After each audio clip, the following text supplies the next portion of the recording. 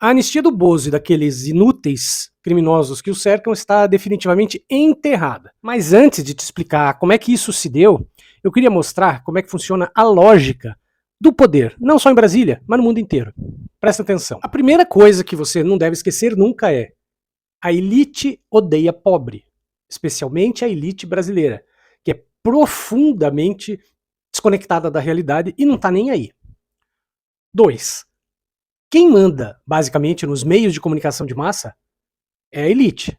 E a elite odeia pobre, como você já sabe. Quando eu falo que a elite odeia pobre, eu me refiro também a você, classe média, que tem um Corolla financiado. Você também é pobre comparado com a elite, tá? Você não é rico, não. Terceiro ponto é, lembre-se, quando o Lula estava no primeiro e no segundo mandatos, ele tinha uma popularidade absurdamente alta. Eles até tentaram derrubar o Lula, mas eles não foram adiante porque a popularidade era tão grande que eles iam se queimar com a população. Então eles simplesmente desistiram da ideia. Passou o primeiro mandato da Dilma e no segundo, vocês haverão de lembrar, que o Aécio falou: vamos questionar o resultado das eleições? A gente sabe que não tem nada errado, mas é só para encher o saco. Vocês lembram disso? Pois é. E nessa campanha do Aécio, embarcou a mídia inteira brasileira. Ou seja, a elite inteira embarcou. Desde então, o PT sofreu um desgaste brutal na sociedade brasileira. Muito possivelmente, o PT nunca vai chegar a ter os índices de aprovação que já teve lá atrás. E o Lula provavelmente nunca vai chegar a ter de novo os 87% de aprovação popular que ele teve quando ele terminou o mandato dele. O quarto ponto que você não pode se esquecer é: a mídia brasileira entendeu muito bem que para ela derrubar um presidente ou uma presidente, a primeira coisa a fazer é derrubar a popularidade. E como é que você derruba a popularidade? Batendo na pessoa todos os dias, todas as horas.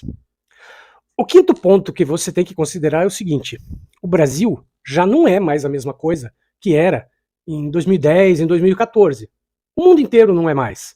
O mundo inteiro não depende mais de informação proveniente de imprensa como a televisão aberta e essas coisas, jornal, revista.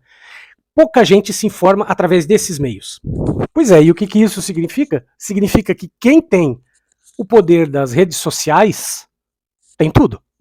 O sexto ponto a você considerar é o seguinte: as elites são de direita e extrema direita. Elas não ligam para qualquer tipo de evolução, elas são profundamente reacionárias, elas não estão ligando para direito das pessoas, elas não estão ligando se o país está progredindo ou não enquanto nação. Elas estão preocupadas em ganhar dinheiro. Na verdade, elas estão preocupadas em ganhar muito dinheiro, em quantidades de dinheiro jamais vistas antes. Nunca foi tão possível ganhar tanto dinheiro como as empresas de internet ganham hoje em dia. E claro, com tanto dinheiro, você tem muito poder. Você constrói, por exemplo, vagabundos, vassalos, vendilhões da pátria, como a família Bolsonaro, que se nós estivéssemos na Venezuela, eles seriam o Juan Guaidó, por exemplo. Pessoas como, por exemplo, os ministros do STF, que estavam na mira do bolsonarismo, ou seja, da extrema-direita, estavam literalmente na mira, não é nenhuma questão de figura de linguagem, eles entenderam como é que a coisa estava feia para o lado deles. Não se esqueça que o STF estava junto do golpe contra Dilma. Não se esqueça que o STF passou batido pela prisão do Lula por muito tempo, se negando a apreciar a matéria, porque quando eles apreciassem a matéria que estava sendo alegada, da ausência de foro, por exemplo, do Sérgio Moro para julgar aqueles casos, todas as vezes que eles jogaram aquilo para debaixo do tapete, você pode considerar que tudo isso foi uma concordância do STF com a prisão ilegal do Lula. Só que nada melhor do que um dia depois do outro para provar, inclusive para o STF, que brincar com a democracia talvez não seja uma boa ideia, porque você sabe o que você está fazendo no começo, mas você não sabe como é que vai terminar. E o Bolsonaro mostrou muito bem para os senhores e senhoras ministros do STF que brincar com a democracia foi péssima ideia. Inclusive porque, acabando a democracia, eles também acabariam. Bom, dá uma olhada nessa notícia que a Daniela Lima, da Globo News, traz, e a gente volta para dizer o que isso significa. O ministro Alexandre de Moraes, há cerca de 40 dias, fez um convite para uma série de autoridades para oferecer um jantar em homenagem a Rodrigo Pacheco. Pois muito bem, esse jantar aconteceu ontem. Integrantes dos três poderes E eu não estou falando de integrantes quaisquer, eu estou falando do presidente do Supremo Tribunal Federal, do vice-presidente da República, Geraldo Alckmin, e dos presidentes da Câmara, Hugo Mota, e do Senado, Davi Alcolumbre, estavam lá. Além de Luiz Roberto Barroso, eu vou até atualizar a informação no blog já, porque só consegui a confirmação do ministro agora, que o ministro estava lá, né, agora. Além de Luiz Roberto Barroso, outros 7 integrantes do Supremo Tribunal Federal estavam lá. O próprio ministro Alexandre de Moraes, o ministro Gilmar Mendes, o ministro Dias Toffoli, o ministro Luiz Fux, o ministro Luiz Edson Fachin, o ministro Flávio Dino e o ministro Nunes Marques. O PGR, Paulo Gonet, e também o diretor-geral da Polícia Federal. Mas antes de continuar esse vídeo, peço para você a gentileza de se inscrever no canal, ativar o sininho de notificação para ser avisado dos vídeos todos os dias e considere a hipótese de ser membro do canal, R$ 4,99 por mês, e você me ajuda a fazer mais e melhores vídeos todo dia. Veja só, o fato de estar o Nunes Marques ou Cássio Nunes nesse jantar mostra que ele já passou para o outro lado. Sim, ele já passou para o outro lado, inclusive por alguns votos que ele tem dado contra o bolsonarismo. Isso está muito claro. A gente percebe que eles vão fechar o cerco ainda mais contra o bolsonarismo. E por quê? Por causa, por exemplo, das atitudes do senhor Dudu Bananinha, do senhor Jair, que sim, vai tentar fugir. Então significa que a nação, o poder constituído do Brasil, precisa estar unido. Lembra que eu falei no início da conversa sobre o desgaste do presidente da República, que a imprensa brasileira já se encarregou de desgastar muitas vezes, especialmente o PT.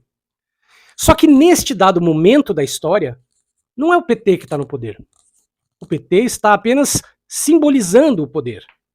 É um mundo minimamente democrático que está no poder. E eu digo minimamente. Eu não estou me referindo aqui a pessoas de esquerda, porque como eu já falei, o ministro Xandão não é de esquerda, uma parte importante da elite brasileira está ali no poder e não é de esquerda, mas queira ou não, é minimamente democrática. A imprensa brasileira, ela está se arreganhando pro bolsonarismo de novo. Porque a imprensa brasileira / mercado financeiro, porque hoje em dia grande parte da imprensa brasileira, dessa imprensa constituída, pertence ao mercado financeiro, eles não estão ligando para a democracia. Se for ditadura, mas eles ficarem bem, eles estão um pouco se lixando, não tem problema nenhum. O jantar que o ministro Xandão organizou foi nesse sentido, para deixar claro para o bolsonarismo que a anistia está enterrada. O fato do ministro Xandão fazer um jantar comemorando a amizade que ele tem com o Rodrigo Pacheco, que por sua vez é o padrinho do Davi Alcolumbre do Senado, demonstra muito bem e deixa muito claro que a tal da lei da anistia morreu. Por mais que ela passe na Câmara do senhor Hugo Mota, que eu não sei se está muito preocupado com a democracia, ou ele tem mais preocupação em dar satisfação para os radicais do bolsonarismo. Mas, aliás, o próprio Alcolumbre já falou com todas as letras que a anistia não vai passar no Senado. O Senado Federal não é órgão de correição do Supremo Tribunal Federal, porque um processo de impeachment de um ministro do Supremo Tribunal Federal num país dividido vai causar problema para 200 milhões de brasileiros. Não é a solução. E esse jantar do ministro Xandão, com pessoas importantíssimas, mostram claramente isso. É um recado que foi muito bem dado para o bolsonarismo. Não venham, porque vocês vão perder. No outro lado do balcão, as medidas que o Lula anunciou, especialmente em relação à questão do imposto de renda, fazendo aquilo que nós já falamos aqui, e não só eu, diversas pessoas, dizendo o seguinte: não adianta dizer que o Lula está interessado em fazer a isenção do imposto de renda. Ele tem que jogar isso claramente para o povo ver que isso depende do Congresso assinar, passar. Porque se o Congresso não passar, a culpa vai ser do Lula. Então o Lula precisa mostrar que para implantar isso, o Congresso precisa votar e aprovar. E se não votar e aprovar, a culpa não vai ser do Lula. Então o Lula agora está mostrando, o próprio governo está fazendo peças importantes de publicidade, seja a publicidade mais espontânea, seja aquela mais formal, mostrando que é o seguinte: a bola está com o Congresso Nacional. A bola está especialmente com a Câmara dos Deputados e aquele bando de nazistas que tem lá.